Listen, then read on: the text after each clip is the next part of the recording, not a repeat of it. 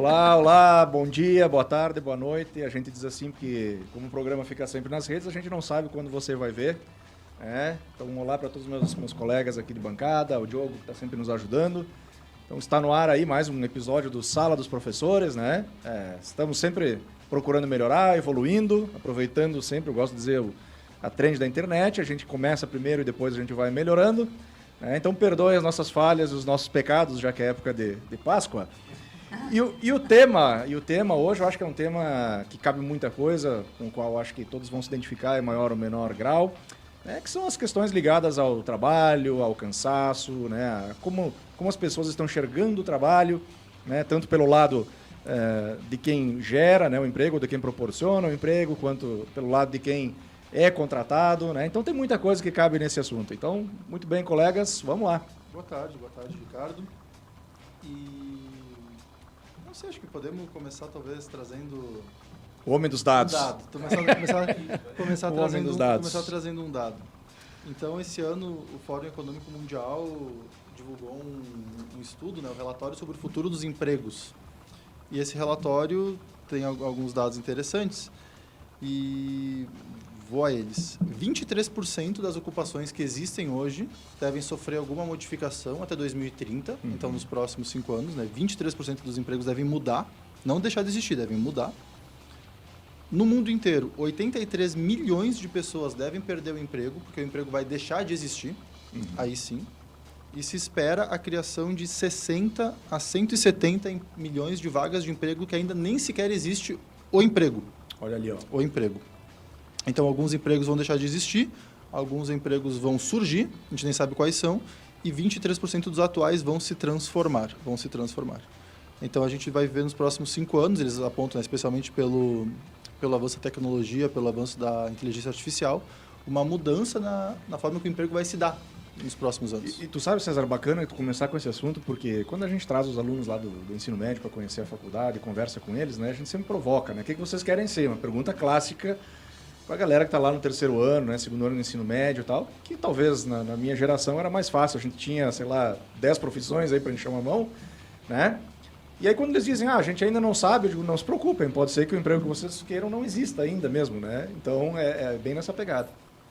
Eu estava pensando mesmo que o emprego exista, ou o trabalho, porque tem a diferença entre o trabalho e o emprego, que a gente pode entrar depois nisso.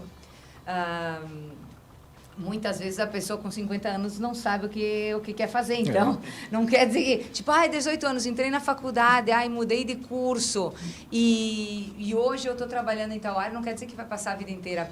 Tem dados que comprovam que essa nova geração vai ter de 4 a 5 trabalhos diferentes na sua vivência. E quando, no tempo do Ariri, quando eu fazia faculdade, em 94 anos, em 1994, 94, não tinha marketing. Comecei com direito, fiz 2 anos e meio de direito, depois fui para publicidade e propaganda. E sempre trabalhei em marketing. Então também não tinha. O curso de marketing, que é como a gente conhece hoje, não existia. Não existia. Era as agências que faziam. Não Estamos tinha falando de 30 anos. 30 anos. Quero te lembrar disso. O que vocês acham que essa forma de se relacionar com o emprego está mudando? Porque a Adri disse que se espera que as pessoas tenham 4, 5, 6 empregos durante a vida. Isso é uma coisa que até um tempo atrás não acontecia, As pessoas tinham a aspiração de entrar num emprego, passar a vida inteira nesse emprego. E o fato de essas mudanças serem esperadas, a pessoa já nem tem o plano de ficar 30 anos na empresa. Ela sabe que daqui a pouco ela acha algo melhor ou sai por outro motivo, As coisas estão um pouco mais voláteis, isso muda a própria forma como a pessoa se relaciona com o emprego, Eu acho que isso torna, inclusive, o empregado, a pessoa que está ali trabalhando, um pouco mais crítico, um pouco mais exigente, Porque você não tem que, daqui a pouco, se submeter a alguma coisa, porque seu plano é ficar 30 anos ali na empresa, então é melhor não arrumar briga, é melhor não arrumar confusão. A pessoa começa a fazer as próprias exigências também, porque ela sabe que é normal sair e ir para outro trabalho. Isso me parece até um aspecto saudável dessas mudanças. Mas por que vocês acham que isso está se configurando dessa maneira? Por que as pessoas não esperam mais ter um emprego por 30 anos? Olha, eu trabalhei isso no doutorado dentro de uma lógica estrutural, As pessoas mudam de emprego porque a lógica da sociedade mudou nos últimos 100, 200 anos. Em termos de dinamismo? Em termos de dinamismo. Por exemplo, do emprego, O emprego era muito comum você seguir o emprego do seu pai e transmitir o emprego para o seu filho. Que certas categorias ainda existem. Certas categorias ainda existem, mas tu pega sobrenomes de origem alemã, por exemplo, né? Sobrenomes são a profissão. Né? Schneider, Becker, é a profissão. Então tu vê como Schmidt, outra boa familiar, né? Bom exemplo. Outro bom exemplo. Mas tu vê como a ideia de a profissão se transmite pelas gerações. A segunda etapa disso é você ter aquela ideia de eu vou achar um emprego para minha vida. Então, talvez você não vai seguir o emprego do seu pai, mas você vai entrar e vai ficar 30, 35 anos na mesma empresa. Você vai ser professor, como nossos pais aqui, pelo menos a minha mãe e a mãe do Jordano, são professoras a vida inteira. Então, é o emprego da sua vida. E agora a nova geração, sim, como o Jordano colocou, essa ideia de ser um emprego de 2, 3 anos e troca, e aí não tem aquela obrigação de encontrar um lugar só, de ficar num lugar só. Sabe que a gente trabalha isso lá numa das disciplinas, lá em comportamento do consumidor especificamente, que a gente gosta muito, que normalmente aqui numa sociedade, numa cultura, a gente tem 3 tipos de identidade que sempre circulam numa sociedade, que a primeira é a identidade dada pelo sobrenome, ou seja, certos sobrenomes significam alguma coisa em certas comunidades, né? A gente sabe principalmente isso em cidades pequenas, né? A identidade dada pela profissão. Também, né? Certas profissões, elas, em tese, as sociedades veem como mais nobres, menos nobres, né? Mais clássicas, menos clássicas, né? Então, tem a do sobrenome, a da profissão, né? E efetivamente aquela de quem a pessoa é, né? E eu acho que essas novas gerações, elas estão mais preocupadas em ser quem elas são, né? E não em seguir a identidade dada pelo sobrenome e também a identidade dada pela ocupação, né?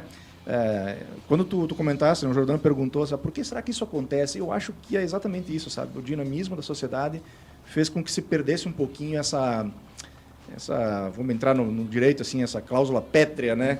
Que a gente tinha que passar o tempo inteiro na mesma profissão, que era muito comum alguns anos atrás, e isso era sinônimo de dedicação, de engajamento, né? De resiliência, e talvez as novas gerações estão dizendo, não, isso não necessariamente é fidelidade, engajamento e resiliência, pode ser preguiça, acomodação, né? E submissão excessiva também, né? Então, muitas faces a gente pode pensar.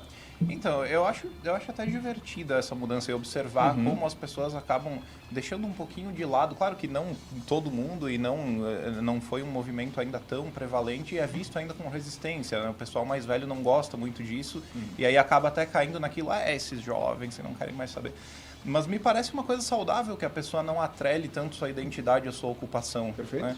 Me parece uma coisa desejável. A gente aqui, um palpite que eu tenho é que aqui na nossa região, nós temos uma cultura que sempre colocou o trabalho, né, a ocupação das pessoas quase que num altar. Né? A gente olha para o trabalho como se fosse um santo e a sua vida tem que girar em torno disso e trabalhar demais é uma coisa desejável, uma coisa boa, exemplar. E eu acho bom que os jovens questionem isso e digam, não é assim, eu não sou isso, eu faço isso agora, amanhã eu posso fazer outra coisa. Né? Eu sou essas outras características aqui que são minhas. Mutantes. Me parece um movimento desejável, não sei se vocês concordam.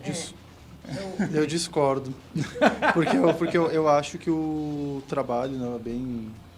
frase, né, bem antiga, o trabalho dignifica o homem, mas eu acho que o ser... É muito católico. É muito católico. O trabalho... mas pegando isso, até atrapalhando um pouquinho, mas juntando, a Freud defendia que tem 2 pilares, trabalho e amor na vida. Por isso que a gente tem que depois separar o que é trabalho e o que é emprego, se vocês veem de forma diferente. Para ligar com isso que o trabalho dignifica. Concordo. Eu acho que o trabalho realmente dá sentido à vida, né? E talvez as gerações mais novas tenham essa dificuldade e tu ache bom elas trocarem, porque elas acham difícil encontrar o trabalho que dá sentido à vida. Então a mudança é menos positiva, mas mais dada por uma dificuldade em se encaixar, se colocar, né? Então como não se encaixa, tem que trocar. Daí vai lá outra peça de Lego, não se encaixa, tem que trocar. E talvez as gerações mais antigas tinham uma facilidade maior, ou uma submissão maior, né? Poderíamos conversar sobre isso, de se colocarem no trabalho, né?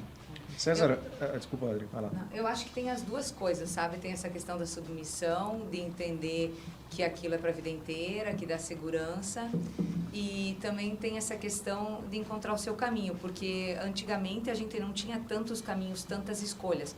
Hoje em dia a gente tem mais escolhas. E quanto mais escolhas tem, mais variados são os caminhos. Né? E quando a gente fala trabalho, para mim, por exemplo, tem diferença entre o trabalho e o emprego. O emprego, me parece, que eu posso estar errada nisso, me falem aí, né? O que vocês acham? Mas o emprego, quando a gente diz, troquei de emprego, parece uma relação só empregado-empregador, sabe? Uma relação, estou aqui por dinheiro, quem me paga mais está levando. E o trabalho, como o César estava falando antes, de encontrar sentido e tal, o trabalho, o ser humano não precisa ter sentido na vida, na realidade a gente vive para viver, entendeu? Não precisa ficar procurando sentido. Mas ter um sentido que nos dá uma direção deixa a vida mais leve. Então, ser professor tem que ser bem pago, sim.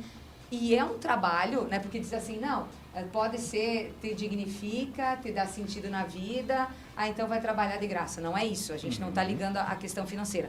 Não é voto de pobreza o trabalho. Exato. É. Então, seria interessante a gente encontrar um trabalho que desse o sentido e que a gente recebesse por ele também. Quanto mais pessoas tu consegue impactar, mais esse trabalho tem sentido também para ti e para os outros. E por que tanto trabalho voluntário, né? As pessoas ficam felizes quando a gente dá um presente, tipo, ligando para a Páscoa, né? Quando a gente dá um presente, a gente fica mais feliz em dar o presente do que receber o presente. E essa questão de compartilhar o conhecimento também é uma questão de dar sentido. Não sei se sentir útil, enfim. Isso, né? Da questão da diferença entre trabalho, de achar esse sentido, e o emprego, que daí eu vou trocando do emprego para outro. Mas olha que questões interessantes, né? O César trouxe dados, né? E nós temos que falar sobre esses testes que estão sendo feitos com redução de jornada através do mundo, e aqui no Brasil também, inclusive, né? Reportagem de ontem, assim, aliás, muito fresquinha, né? Basta você percorrer as redes aí que você vai achar. Quer dizer, são muito bem sucedidos os testes com redução de carga de trabalho, de jornada de trabalho. Eles não têm diminuído a lucratividade das empresas, eles têm melhorado a percepção de estresse das pessoas, né? Parece ser ninguém diz que é fácil, né? Porque é uma adaptação cultural de anos, né? Tu reduzir, primeiro é uma questão filosófica, tu tem que aceitar isso para ser o ponto de partida, né? E eu acho que essa é a grande dificuldade de hoje, né? Das empresas em geral, não enxergar esse outro caminho como possível, porque a cultura é realmente de quanto mais trabalhar ou quanto mais dedicação, melhor. Parece que se tu fizer menos, o teu negócio vai ser prejudicado, a economia vai piorar, só que todos os dados estão apontando em outra direção. Mais satisfação dos colaboradores, mais engajamento, lucratividade não diminui, né? Então, não são todos os setores, obviamente, né, que estão passando por testes, mas tem muita coisa boa apontando algum caminho. Isso seria ir na contramão, né? Porque diz assim, olha, será que a vida é o que acontece no intervalo do trabalho? Não deveria ser o trabalho o que acontece no intervalo da vida privada de cada um? Então, essa é a questão filosófica que está por trás disso, né? Eu ouvia do meu pai a frase assim, eu tinha, obviamente, 14, 15 anos, nem tinha entrado ainda no mundo do trabalho, e o meu pai costumava dizer assim, né? Tu sabe qual é o melhor emprego do mundo? Aí eu ficava olhando para ele, aquele que tu tem enquanto não arruma outro. Tipo assim, tudo que tu não pode fazer é ficar por nenhum momento sem emprego, ter alguma ocupação. E tinha um sentido muito forte aquilo para mim, né? Que certamente, pelo que a gente está levantando aqui, já talvez não seja mais encarado dessa forma, né? As pessoas às vezes até nem se importam em ficar algum tempo sem uma ocupação, né? Até achar aquilo que melhor convém, né? O que traga mais satisfação, né? Ou mais palavra bonita, né? O propósito, né? Da vida. Vou te dar um dado, então. 80, em termos de motivos para escolher um trabalho, né? Nesse estudo ainda do Fórum Econômico Mundial, 83% é a flexibilidade de horas, 71% é a flexibilidade de local de trabalho, e agora eu não anotei esse, mas é 66% ou 67% a remuneração. Então, primeiro é a flexibilidade de horas, depois a flexibilidade de local e depois vem a remuneração. César, nesse estudo de ontem, tá no Globo.com, tá? Para quem quiser, saiu ontem, só procurar lá. Foram 6 ou 7 segmentos que participaram, bastante gente, portanto, e entrevistaram os colaboradores e eles disseram assim, para voltar ao regime de trabalho tradicional que a gente tem hoje, só se me pagassem 50% a mais do que eu ganho. Tipo, a conclusão foi essa, eu só voltaria a trabalhar naquele modelo que a gente conhece hoje aqui se me pagassem 50% a mais. De tão certo que deu a redução da jornada e sem mexer em produtividade e lucratividade das pessoas. Mas para ter esse tipo de comportamento, a gente precisa olhar as lideranças também. Sem dúvida. Porque a maioria das empresas ainda continuam comando e controle. Não, a gente não tem na nossa região dizer, é o olho do dono que engorda o boi. É. Então, tem que mudar também essa questão das lideranças, preparar as pessoas, porque nem todas as pessoas também estão preparadas para ter autonomia, para entregar no prazo. A maturidade sem ter alguém, da equipe, exato, né? Sem ter alguém cobrando, porque como é que a gente chama que é na disciplina, tipo, alguém olhando, sabe? Botando a disciplina, dizendo, ó... capataz. Isso, um capataz dizendo, ó, tu tem que entregar e tal, tem que fazer tal coisa até do dia tal, tem que aprender inglês, aprende inglês em 4 semanas, porque vai ter um trabalho, auditoria, ou tu vai conseguir um trabalho muito melhor que vai te pagar mais e tu vai ter essa flexibilidade. A gente dá um jeito, em 4 semanas, dá um jeito de começar a falar e aprender. Né, sobre essa questão de disciplina. Mas, muitas vezes, sem ter essa maturidade que o Ricardo falou, muitas vezes a equipe não consegue acompanhar. Né? Não consegue acompanhar. Daí eu fico olhando a nossa região, porque meu doutorado também foi em função disso, eu estudei as empresas, e tem empresas que estão preparadas para isso, que têm pessoas com autonomia e responsabilidade, e tem outras que acham que fazer isso é perda de tempo. E na nossa região, principalmente, é mais comando e controle. Né? De saber, tem que bater o ponto tal hora, se não chega, tem até um negócio da civilidade. Sim, prêmio-civilidade. Então, prêmio-civilidade e tudo mais. Mas por que precisa de comando e controle, né? Eu acho que volta essa ideia do Ricardo, questão, né? Se a pessoa vê significado, né? Porque se é só emprego e ela só está ali pelo salário, precisa ter comando e controle. Porque senão ela não vai dar mais, né? É exatamente o mínimo necessário para ganhar o salário. Mas quando vira trabalho e efetivamente tem significado... A vigilância perde sentido. Não estou dizendo que todos os empregos do mundo é fácil de achar significado, de achar propósito, né? Mas quando tu fala no ambiente empresarial, talvez tu tenha que também olhar para o teu trabalhador e dizer, não, eu te dou algo mais do que salário, né? A questão dos feedbacks, a questão do autoconhecimento, do desenvolvimento. Quando a gente faz o feedback, normalmente é um feedback negativo. Tu chama para dar um feedback negativo. Dificilmente é um feedback positivo. Isso também pode ajudar na questão do propósito das pessoas. No que eu sou bom? Qual é o caminho? Sabe? Eu sei fazer isso. Sim, fornecer reconhecimento. Exato. E me parece que tanto o controle exercido pelo empresário, pelo gestor, por quem quer que seja, quanto o comportamento da pessoa, que às vezes precisa ser controlada, uma coisa alimenta a outra. Porque a pessoa que precisa ser controlada, às vezes ela está infeliz, e ela está infeliz também por conta de ser controlada. Então, me parece que no momento que ela tiver alguma liberdade, que o gestor chegar para ela, o gestor tem que tomar essa iniciativa, né? Não pode partir da pessoa que está ali. Se o gestor disser, olha, fulano, eu vou flexibilizar aqui os teus horários, tu pode alguns dias trabalhar de casa, tu vai fazer ali como tu se sentir melhor, mas eu vou te cobrar esse resultado aqui. Me parece que a pessoa vai ter um incentivo para produzir mais do que o mínimo. Ela vai ver ali que tem alguma coisa para ela. Há uma confiança também. Exatamente. Também vai se sentir prestigiada, inclusive. Então, me parece que é um comportamento antiquado da parte de quem gosta de ter esse controle. E eu não sei se isso é um comportamento completamente irracional. Eu não sei se a pessoa está pensando apenas na produtividade ou se ela gosta de submeter alguém, de sentir aquele poderzinho de dizer, fulano chegou 5 minutos atrasado, tá aqui, sua punição. Me parece que tem um pouco disso também nos gestores, às vezes. Acho que vocês conhecem aquela parábola dos lenhadores, né? E eu costumo contar em aulas da parábola dos lenhadores, que era uma competição do Machado. Haviam dois lenhadores e deram para eles, né, vocês têm que subir cada um no alto daquela montanha, vai ter uma metragem de lenha equivalente para vocês cortarem, quem descer antes e tiver cortado tudo é o vencedor. E os juízes ficavam lá debaixo do vale observando de binóculos o que acontecia lá em cima, né?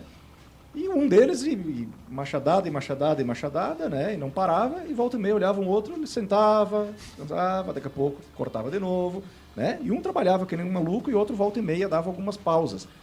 Aí desceu antes aquele que dava algumas pausas, né? Então, para a surpresa de todos, mas o outro competidor disse, mas como, né? Eu nunca parei de 1 minuto, desfigurado, como a gente disse, suado, né? Disse, qual é a receita? Ele disse que volta e meia eu parava para afiar o machado. Né?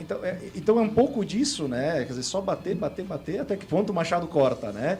Então aí os dados de afastamento do trabalho, o ano passado foi um recorde no Brasil, quase 500 mil de afastamentos do trabalho por depressão, né? Ou doenças, não só depressão, mas ansiedade e doenças ligadas, né, ou diagnosticadas à questão do trabalho, do local do trabalho. É 500 mil. No Rio Grande do Sul, foi um número espantoso também, 30 mil afastamentos aqui no Rio Grande do Sul, por essas causas, né? Então, a gente precisa realmente pensar, né? Ou momentos como esse eu acho que são importantes.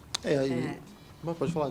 Não, hoje nós estamos combinando, né? Com os dois. Mas o que tu está falando, Ricardo, até anotei aqui, né? É que muitas vezes a gente chega no final do dia e parece que não deu conta de tudo que precisava resolver. Né? E essa questão do estresse, do burnout e tudo, a Ana Beatriz Barbosa é uma psiquiatra que eu sigo bem bacana, ela. E ela fala assim, excesso de passado é depressão, excesso de presente é estresse ou burnout, excesso de futuro é ansiedade. Né?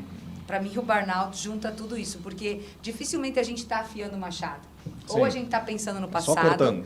Ou a gente está pensando no futuro, que vai faltar tal coisa, ou está tentando viver aquele dia ali para entregar o que precisa. E não para refletir, não para afiar o machado. Fala aí, César. Não, agora eu até esqueci, fiquei pensando nisso do burnout, mas era essa ideia desse número espantoso, né, de você ter trabalhadores afastados por causa de doenças psiquiátricas, especialmente depressão, burnout e ansiedade, casa um pouco essa ideia de você estar mudando agora também a forma que o emprego vai acontecer nos próximos 5 anos, né? O dado que eu tinha é que 60% dos trabalhadores, nessa entrevista do Fórum Econômico Mundial ainda, acham que vão precisar aprender alguma coisa para ficar no emprego. Ou seja, o Fórum Econômico coloca que 23% dos empregos vão mudar. Ok, mas 60% dos trabalhadores se veem como já em dívida, já desqualificados para o trabalho. Ou seja, isso é ansiedade, né? Eles já estão preocupados, vendo as novas tecnologias surgindo, que eles vão ter que aprender alguma coisa para ficar onde eles estão, né? Para ficar na vaga. Então, isso é o avanço da tecnologia, embora vai transformar o mercado de trabalho, já está agora transformando a mente das pessoas, né? Elas estão ficando um pouco nervosas. Nós todos, como professores, ficamos nervosos. Sim. Porque a gente olha para a inteligência artificial e vê ali uma ferramenta que pode montar aula, montar slide, montar vídeo, montar tudo em segundos, né? E a gente tem que ficar lá horas e horas e horas usando o nosso cérebro para montar vou fazer o quê depois? Não, e aí tu fica pensando, essas pessoas que vão perder mesmo o trabalho, o que vai ser, como elas vão consumir, entende? Para a área de marketing, pensando, né? Quem é que vai sustentar elas? O governo tem que pensar em alguma possibilidade, já está sendo pensado. Os Estados Unidos, né? Eu tive lá o ano passado e eu até te comentei, na Califórnia, muita gente morando nos carros, muita gente sem trabalho, dizendo sim, a gente é sem teto, mas não é sem esperança, né? Que tem o trocadilho em inglês. Então, os Estados Unidos, que vem daquele negócio do sonho americano, que não sei o quê... Está em dificuldades. Está em dificuldades, não está mais acontecendo isso. Muita gente pobre mesmo, drogada nas ruas, jogada, São Francisco. Assim, e é uma questão estrutural. Não é muitas vezes uma questão de escolha, não vou trabalhar. Não tem trabalho. E muitas vezes, quando tem trabalho, a pessoa não está qualificada. E aí entra as drogas, entra a desistência, entra um monte de coisa. A grande provocação que eu faço, né, eu penso assim, que tu vai em qualquer roda aí de bar, em qualquer câmara setorial, né, o empresariado assim, mas, né, e essa nova turma, o César, né, lançou essa ideia, parece que a nova turma é culpada, né, que a nova geração, que não quer nada com nada, que não tem engajamento, que não tem comprometimento, e o que nós vamos fazer, né, e todos falam a mesma coisa. Né? E aí a gente fica pensando, né? Todos os grandes movimentos da sociedade, eles vêm, eles avançam. A sociedade já discutiu drogas, já discutiu sexo, já discutiu economia, já discutiu política. Ela vem, quer dizer, né? O papel das mulheres no mercado. A sociedade começa a se dar conta das suas dores e provoca as discussões. E essa discussão sobre como deve ser o trabalho, não só do futuro, mas do presente, ou seja, uma nova forma de ver o trabalho, a discussão está posta, ela está aí. E a pergunta que eu faço é, adianta a gente ficar, né, a gente enquanto, né, muitas vezes gerador de emprego, empresariado, se debater contra o avanço da sociedade? Ou será que não é melhor parar de lutar contra essa discussão e começar a pensar como eu posso me adaptar a essa nova visão das pessoas sobre o que elas querem do trabalho? Eu não sei se parece uma luta meio insana, como se as empresas pudessem frear os anseios da sociedade. Né? Ou como se a lógica de quem emprega pudesse frear a discussão.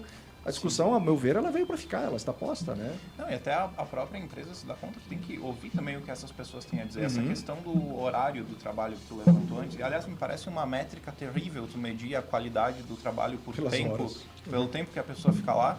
E as pessoas estão demandando horários razoáveis de trabalho, né? A gente teve essa discussão que, infelizmente, não foi muito à frente sobre a escala 6x1 no ano passado, assim, a escala 6x1, honestamente, é uma indecência. Sim. É indecente que a pessoa tenha um dia de suposto descanso em que ela vai ter que ir no mercado, arrumar a casa, fazer tudo que ela não Lazer consegue com a família, fazer. Exatamente. Vai ficar sem... Consultar o médico. Então, assim, é preciso que a gente se dê conta de que tem que ceder um pouquinho e que ceder um pouquinho vai fazer, inclusive, com que as pessoas trabalhem de forma melhor, trabalhem mais motivadas, né? Consigam achar ali alguma coisa que se pareça com um propósito, apesar de eu não concordar muito com essa questão, mas você pode transformar isso em alguma coisa que te mova, em vez de ver isso como, basicamente, uma tortura. E, na minha visão, assim, a escala 6x1 é tortura. É terrível. Jordano, alguém poderá alegar assim, ó, como é o modelo que está vigente até hoje, vai dizer assim, mas é isso que fez o progresso. Olha a nossa comunidade aqui. Olha, né, as grandes metrópoles, olha, foi esse modelo que nos trouxe até aqui. Não, quer dizer, quando você fala isso, você ignora o outro lado. A que custo nos trouxe até aqui? As estatísticas as estatísticas mental. Não só de saúde mental. É que quando tu olha para onde estamos aqui, tu tem que olhar para os dois lugares. Os dois lugares. Se fosse o Rio de Janeiro, a gente diria, não olha só para o asfalto, olha também para o morro, né? Mas essa ideia, né, que a Adri levantou a preocupação da modificação da escala de trabalho, da 6x1 por outra, também é abrir mais espaço para consumo, né? Tipo, então as pessoas não vão ter um dia de folga só para fazer o básico, né, mercado, elas vão ter um dia mais para lazer, para ir no cinema, também para ter mais opções de movimentar a economia. Então, pelo menos nos países, esses dados que tu coloca, né, onde se implementou redução de escala de trabalho, se vê crescimento da economia, né? Sim. Não redução. E não redução. Porque isso é uma coisa que o Ford descobriu há mais de 100 anos atrás, né, que o trabalhador ter dia de folga é bom para comprar as coisas que ele produz na empresa, né? O que me preocupa, tipo, quando a gente fala das empresas e tal, essa questão legal também, tá? Eu acho que é legal discutir e tomar ação. O que está faltando nas empresas é tomar ação. Porque muitas vezes, tipo, o funcionário ele quer sair antes ou quer chegar depois e tal, e tem questões legais aí que são complicadas. E tu quer fazer com que atenda às necessidades desses teus colaboradores e aí tu é prejudicado ali na frente. Sabe? Então, muitas vezes eu estou falando do pequeno e médio, tá? O grande tem assessoria para tudo, né? Sim. Então, fui pedir assessoria para um advogado outro dia, porque eu não sei o que eu queria fazer. Aí eu não sabia que vocês têm uma tabela de custos, assim. Se eu vou fazer um contrato é tanto, se eu vou fazer tal coisa. Falei, cara, devia ter continuado esse direito. Porque eles já têm pronto esse contrato. Eu falei, cara, tu não pode me dar um desconto, porque era um contrato isso de PJ, que mudou agora o negócio de PJ. Sim. Então, eu falei, não, vou pegar um contrato que é parecido, vou pedir para um amigo aí, ele me passa, o meu contratado... Não, o meu contratado leu, falou, não, acho que tá bacana isso aí. Ainda não assinamos, né? Então, queria saber como é que vocês veem isso, porque é fácil a gente estar falando assim, né? Eu me bobato no lugar, eu acho muito bacana, mas pelas leis. E ontem, não tem nada a ver, mas eu fiquei abismada, porque nós estávamos fazendo a reunião dos profs, né? Depois do intervalo, que a gente discute lá na FISUR, sim, sobre nossas coisas de aula e tal, a professora de Direito de Família falou que o genro não pode casar com a sogra, mas o tio pode casar com a sobrinha se não tem nenhum problema consanguíneo. Isso me caiu os buteados do bolso. Me caiu os buteados do bolso. Você está fugindo do tema, Adriana. Tô fugindo do tema, mas eu pensei assim, aí vocês ficam falando, tipo, não, tem que fazer isso, é bacana, eu concordo que é bacana, mas como eu, uma pessoa leiga no direito, entendi, que nem sabia que o tio podia casar com a sobrinha e o genro não, sim, ela falou isso aí. Pode. Eu quase me atirei embaixo do carro. Já dizia meu avô, primo não é parente, inclusive. Não, mas primo?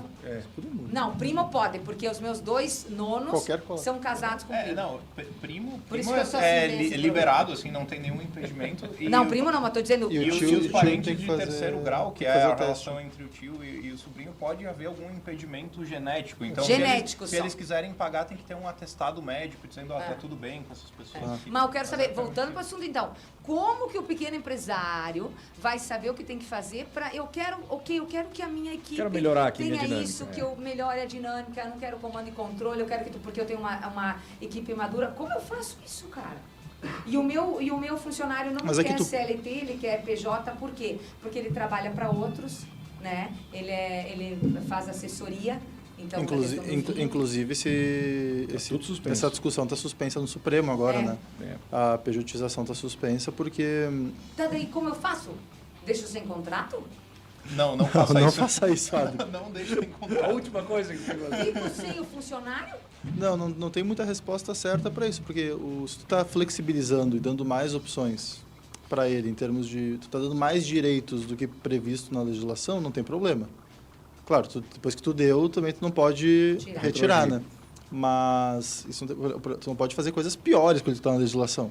Então, me parece que se o teu mundo eu quero dar mais flexibilidade, eu quero deixar ele escolher horário, eu quero deixar ele escolher local de trabalho, isso tudo dentro dos padrões normativos, está tudo bem. Mas daí ele vai trabalhar em casa, por exemplo, eu sou advogado do diabo agora. Vai trabalhar em casa, né? Vou botar os problemas. Não tem uma cadeira decente, tá ali fazendo assim, não sei o quê. Aí a empresa é responsável por isso também. Pode ser.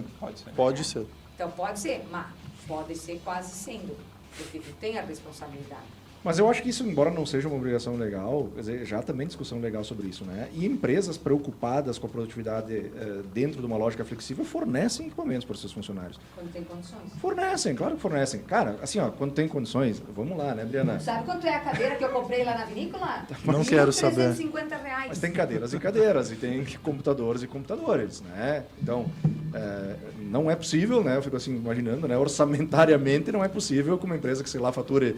Vou chutar por baixo, 360 mil por ano, não posso dar uma cadeira de boa qualidade para o seu funcionário trabalhar em casa. Não me entra na cabeça isso. Não pode ser essa a questão. Eu sou muito taxativo nisso, né? Não é um computador de R$3 mil que vai fazer diferença num caixa de 400 mil de faturamento por um ano. Não sei, é assim que eu vejo. Acho que é uma questão aí de... Né? Até porque isso vai durar muito tempo, né? Ele vai trabalhar muito tempo. É um bem durável, mas, não vai... Assim, brincadeiras à parte, mas essa questão do direito de ter uma assessoria para o pequeno e médio empresário é importante para mudar isso. Sim. É importante. Sem a gente precisar estar pagando toda hora, sabe? Fica aí a minha reivindicação. Não, é que eu vou dizer que o problema do direito do trabalho é que mesmo com assessoria, mesmo com o contrato ou com a carteira assinada, se for um contrato com empresa, né? Mesmo com carteira assinada, a gente não tem como a melhor assessoria do mundo te dar uma resposta e dizer assim, tá tudo certinho, fica tranquilo para o empresário. Porque o mundo da justiça do trabalho é um mundo à parte. Dinâmico. É um mundo dinâmico, dinâmico. E que nem agora tem uma decisão, um processo supremo que está pautado e que vai impactar todas as relações de pejotização no trabalho. Então, também é isso. As coisas podem alterar de um ano para o outro, muito rápido. Por que eles fizeram isso? Porque tinha, parece, 300 mil processos e pulou para não sei quantos. Ou 300 processos e pulou para 1.000 processos. Cresceu muito essa questão do PJ. Porque também tinham empresas que estavam usando isso para pagar. Sim, para fraudar, sim. Fraudar. A discussão é essa. Tem profissionais que, a gente falou, alguns colaboradores teus preferem o vínculo por PJ, que deles podem, entre também trabalhar para outros lugares, ter um pouco mais de autonomia. Mas existem empresas que obrigam a contratação por meio de PJ. Então, tu vai trabalhar naquela empresa, a empresa diz, não, tu tem que ter teu PJ para te contratar pelo PJ. Então, aí a empresa também está fraudando a CLT. E aí a pessoa bate ponto, trabalha supervisionado, né? Trabalha como se fosse um funcionário normal. Proibida de, não pode nem emprestar, porque se eu tenho uma empresa, eu presto serviço, eu posso prestar inclusive para concorrência. Sim. É a minha empresa, mas né, nesse caso vai proibir de tu prestar serviço para concorrência. Então, tu é um funcionário normal, regular. Mas está, né, com menos direitos e menos salário. Já que em determinado momento a Adriana fugiu do mundo empresarial para falar da relação entre gêneros e voltei. Eu me permito voltar ao lance da cadeira. Né? Se a cadeira custa R$ 1.300 e é uma cadeira cara, todos os estudos que nós estamos falando aqui apontam que a lucratividade e a produtividade do funcionário recupera esses 1.300 rapidinho. Por trabalhar flexivelmente, no seu ritmo, com a sua leveza. Então, é uma questão, eu sempre gosto dessa palavra, é sim uma questão conceitual, filosófica, porque ou tu acredita nisso ou tu não faz. Tu entende? Então, é natural que diz assim, mas quanto custa a cadeira, quanto custa o equipamento, quanto custa... Isso é filosófico, tu tem que acreditar nisso. Porque senão tu não faz. E essa é justamente a grande dificuldade da discussão, né? Culturalmente, como nós vamos mudar um modelo que a gente acredita que é o único capaz de... Né, que está aí desde a época da abolição da escravatura, tu entendeu? Óbvio que a gente não vai mudar esse conceito da noite para o dia. Sim. Então, ou se acredita ou não se começa a fazer. E o que a gente está dizendo? Que países que têm feito essa experiência, inclusive aqui no Brasil, estão dizendo, sim, tu recupera, isso não é custo, isso é investimento. Porque as pessoas estão trabalhando mais felizes, estão trabalhando menos doentes, estão produzindo mais. Não diminui o lucro da empresa. Sim. Então, são questões, assim, realmente, que eu digo filosóficas, porque são filosóficas. E é um resultado que, às vezes, não é visto de forma tão clara, né? Porque, tudo bem, a pessoa tomou essa medida e o lucro aumentou, mas o lucro não é necessariamente que aumentou só por conta disso, né? Não, tem uma claro conjunção de fatores. Então, às vezes, é até difícil tu convencer a pessoa, né? Olha que os lucros aumentam, porque o lucro pode aumentar por diversos... Sim, a gente poderia trocar todo o sistema, reduzir a jornada de trabalho, aí veio uma crise econômica, vai diminuir, não, é culpa da jornada de trabalho. Exato. Isso, Vira um bode expiatório. E também a questão da seleção, né? Quem tu seleciona para entrar na tua empresa, como é que é essa seleção? Quanto tempo tu dispõe para isso? Né?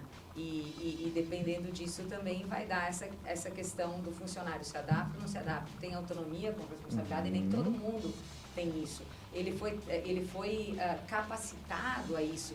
Então, as capacitações, muitas vezes as empresas não capacitam os colaboradores.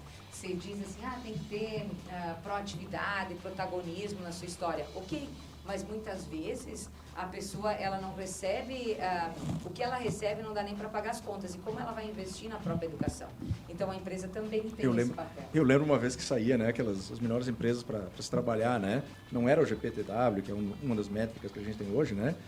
Para ti que não fala inglês, o Great Place to Work. Mas, é verdade. Mas uma vez dizia assim, as 10 melhores empresas para se trabalhar. Então as métricas eram outras, né? Devia ter o meu escritório.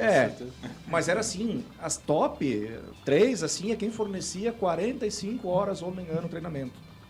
Era quem estava no auge, assim, era 40, 45 horas de treinamento. Hoje é insuficiente isso. Tu quer um dado? É um dado. O dado do Fórum Econômico Mundial... É muito pouco. Lembra que eu falei que 60% das pessoas achavam que tinham que estudar para ficar no trabalho? Era 88% dos empregadores acham que precisa capacitar melhor os funcionários. Que eles precisam capacitar melhor os funcionários. Então é quase unanimidade, assim. Então, quer dizer, lógico que os tempos mudaram, né? Quer dizer, o que era considerado top há 20 ou 30 anos não cabe mais hoje, né? A capacitação, ela é contínua, ela é permanente. E o legal da capacitação é assim, com vários que eu conversei e também na tese e tudo, os líderes ou chefes ou os empresários pensam em capacitar seus funcionários, seus colaboradores, vamos chamar do que quiserem, né? Mas se capacitar, se autoconhecer, entender o que é liderança, como lidar com as pessoas, como melhorar isso, porque infelizmente, assim, tudo vem de cima. A revolução na empresa não começa de baixo. A decisão é top-down, né? A decisão é top-down. Em algum momento isso vai acontecer. E se o líder ele não se capacita, se o empresário, se o pequeno, médio, grande, não se capacita, não adianta. Né? Então, esses 88% dizem, não, eu tenho que capacitar o funcionário, tem que se capacitar primeiro, né? Exatamente. Talvez sim. Exatamente. Contrata um curso lá dos os legendários, paga lá 80 mil e fica subindo montanhas, quem sabe te torna uma pessoa melhor. Contrata a FISUL, que tem vários professores bacanas, que tem experiência de mercado, tem teoria e prática, né, ligada aí, e podemos dar assessoria para vocês. Olha ali, ó. Vocês falaram sobre o processo seletivo. Isso é uma queixa que eu vejo muito de pessoas que estão se candidatando a vagas de emprego. A pessoa diz o seguinte, eu fui lá no processo seletivo, me inscrevi, os caras só iam me dizer quanto eu ia ganhar depois da 4ª etapa do processo seletivo. Então, assim, às vezes até o próprio processo seletivo mal feito afasta bons funcionários, né? Afasta a pessoa que está disposta a trabalhar, mas que quer as coisas claras. A pessoa não vai ficar ali de palhaçadinha até descobrir lá no fundo que ela vai ganhar pouco, né? Então, um processo seletivo bem feito e prático... Tem que respeitar, né? Exatamente. E respeitoso também é uma coisa para ser implementada e também exige algumas adaptações. Aliás, os psicólogos vão ficar bravos. Eu estou meio provocativo hoje. Os psicólogos organizacionais, vão ter que articular isso aí, vão ficar bravos comigo, cara. Mas quando tu falou o termo palhaçadinha, olha, a gente vê cada coisa nas seleções por aí que são, assim, questionáveis. Tipo, fale inglês, fale alemão, trabalhe das 8 às 10 da noite e ganhe um salário mínimo. Entende? Tem também isso. Muitas vezes o empresariado reclama que não tem pessoas competentes, mas quanto a empresa também entrega. Tem que ver isso, né? Vou trocar do empregado, empresário, pro autônomo, tá? Porque outro problema desse avanço das relações de trabalho é o trabalhador autônomo. Tempo atrás, acho que foi em janeiro, fevereiro, estava em Porto Alegre, numa janta, e um conhecido tinha recém concluído o doutorado dele em psicologia, já que tu falou mal dos psicólogos. Não falei mal, só provoquei algumas técnicas de seleção. Mas... eu já fiz algumas que eu simplesmente não gostou. Semana que vem, direito de resposta. Direito de resposta. Exatamente. Todo o conselho. Certamente tem uma técnica ali que a gente não sabe. Todo o conselho. Sim. E recente eu concluí a tese dele, doutorado, né? E ele tinha estudado especialmente trabalhadores autônomos, né? E especialmente feito entrevistas com motoristas de aplicativo. E aí eu comecei a perguntar para ele, né, o que eles acham do trabalho, né? Como é que eles veem o trabalho deles? Vocês acham que é só um bico? Vocês acham que é um emprego efetivamente e tal? Não, a maioria gosta. A maioria, né, os dados que ele tinha nas entrevistas era que realmente achavam que tinha um emprego que remunerava, que era melhor a remuneração anos atrás, né? A remuneração dos motoristas de aplicativo achatou realmente. O estudo foi feito em Porto Alegre. Mas ainda estão felizes por essa questão de poder escolher horário, de poder, às vezes, fazer o segundo emprego, né? E dar um up na renda. E aí eu, ainda continuando a conversa, e eu comecei a perguntar sobre e a solidão do ambiente de trabalho. Porque uma das coisas que a gente vê na cidade de você ter trabalho em horários diferentes, horários alternativos, e poder trabalhar em casa, é que você deixa de ter a figura do colega de trabalho. Então, você deixa de se relacionar no ambiente de emprego, e a relação humana no ambiente de emprego dá sentido para o emprego. A cultura também. Isso que a gente tem aqui agora é a sala dos professores, porque nós somos colegas de emprego, desenvolvemos uma amizade e concordamos em estar aqui 1 hora nas quintas-feiras à tarde. Isso faz muita diferença em como tu vê teu trabalho. Tu sabe que... Desculpa, deixa eu não, porque claro, vai vir um... E daí o que ele me falou? Que ele, nas entrevistas, todas as entrevistas, uma preocupação dele era ver como esses motoristas de aplicativo eles se organizam organicamente em grupos. Então, eles formam, entre aspas, sindicatos próprios, grupos de 40, 200, 500 motoristas de aplicativo, que vão desde reunir caixinha. Então, cada um contribui com, sei lá, R$50 por mês para o grupo. Tem alguém que organiza. Faz um fundo ali. Se alguém bater o carro ou, sei lá, sofrer um acidente e não puder trabalhar, tem a caixinha do grupo. Olha. Eles daí têm o grupo para questões de segurança. Né? Então, tem as formas por meio do aplicativo, poder sinalizar onde está, se tem algum problema, algum passageiro suspeito que eventualmente vai assaltar eles. Então, tu vê, mesmo tendo um emprego que eles estão dentro do carro deles, eles se organizam coletivamente. E daí ele notou que quanto mais organizados, mais eles estavam tranquilos e felizes no trabalho, como motoristas de aplicativo sozinhos. Mas vê a importância dessa organização coletiva, né? De você ter companheiros, ter amigos no trabalho. Sim, depois eu fico pensando em quem administra isso, né? A questão é quem administra. Eu pensei a confiança em quem administra a caixinha. Não, claro, orgânico, né? Muito orgânico, palavra bonita. E isso que tu falou, César, da solidão no ambiente de trabalho, né? Casualmente vi hoje, né? Tem um termo para isso, para variar tem mais um termo, que não é o burnout, mas o bore-out, que é do boring, né? A solidão e a chatice, né? Sentir que o teu trabalho é chato, que tu tá sozinho no teu trabalho e que não acontece só em casa, no home office.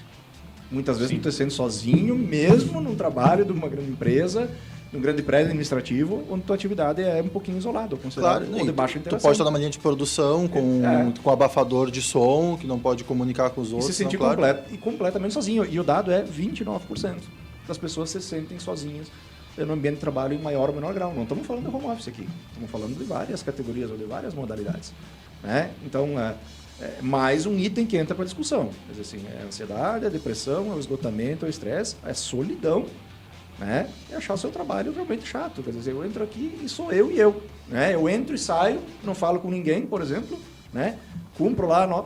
Isso tem a ver com produtividade, necessariamente. Né? Então, acho que tem muita coisa para a gente discutir. Né? Então, por isso que eu provoco de novo, cara. Ou a gente tem momentos como esse, que para quem... Né, óbvio, a gente tem que dizer assim, sem rodeios, né? Para quem emprega, muitas vezes pode parecer...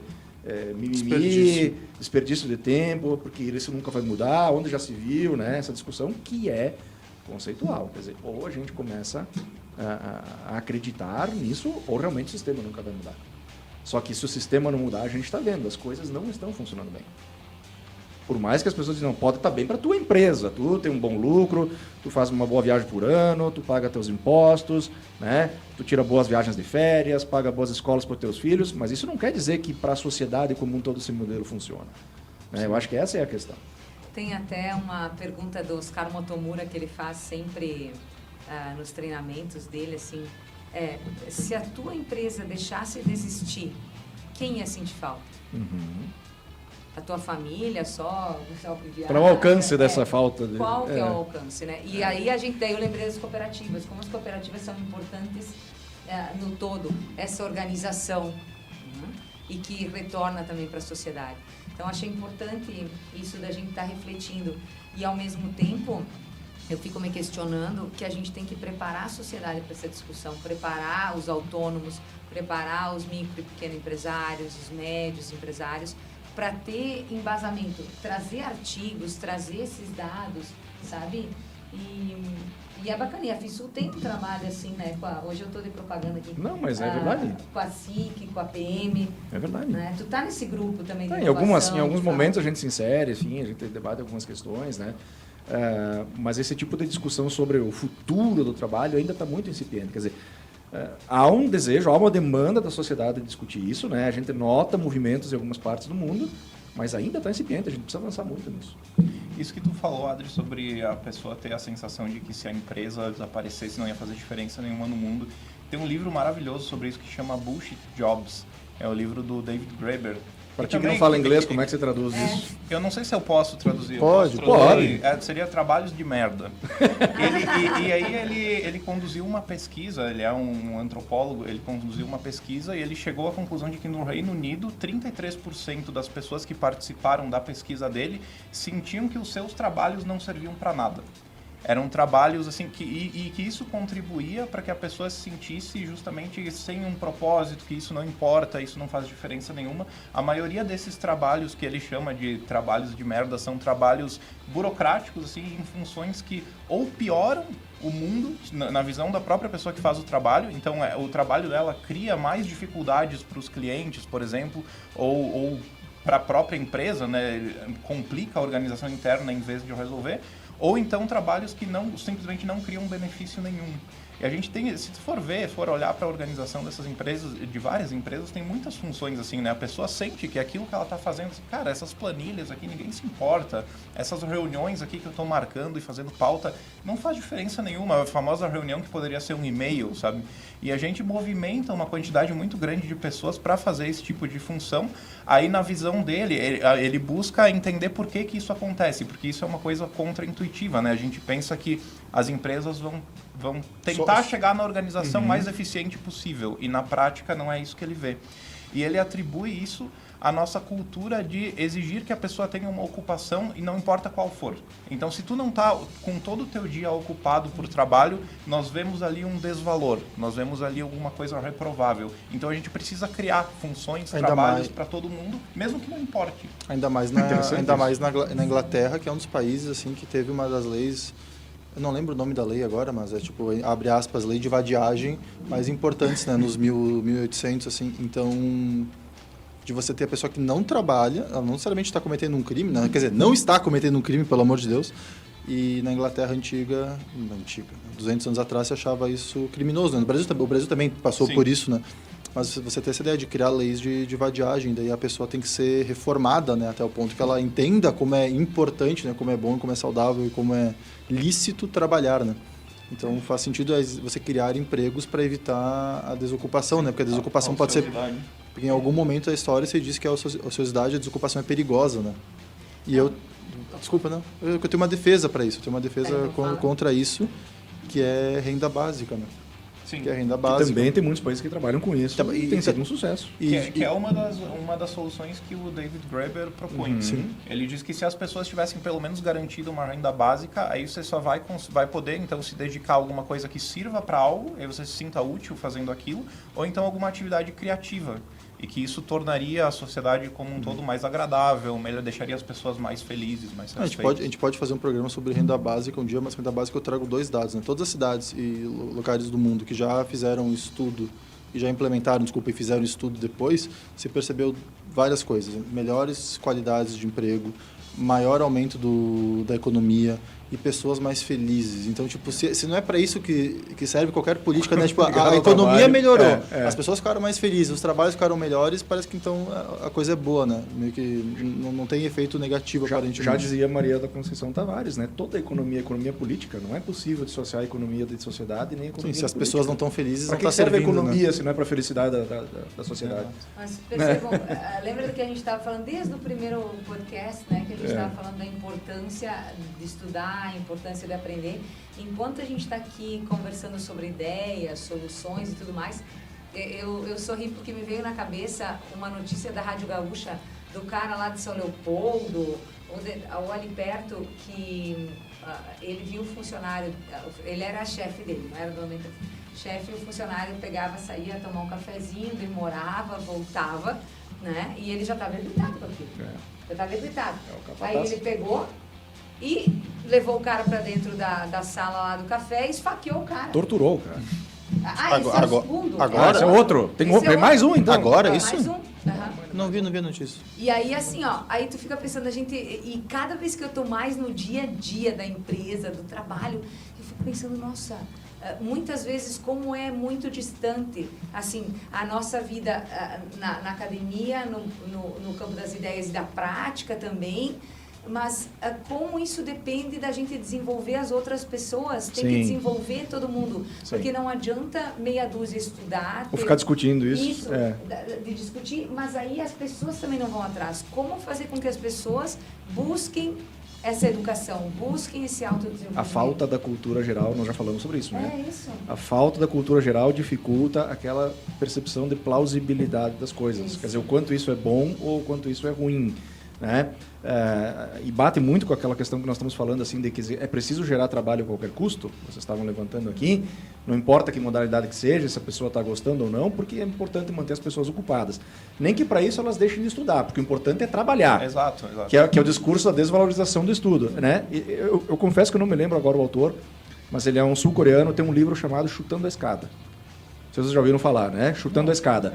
Que é muito bacana, porque eles assim, ok, né? Tem muita gente hoje que gera emprego, que tem grandes empresas, que estudou, que se qualificou, né? Que realmente tem bons empreendimentos e que embarcou no discurso de não precisa estudar, o importante é se qualificar. Quer dizer, depois que tu chegou lá em cima, tu chuta a escada?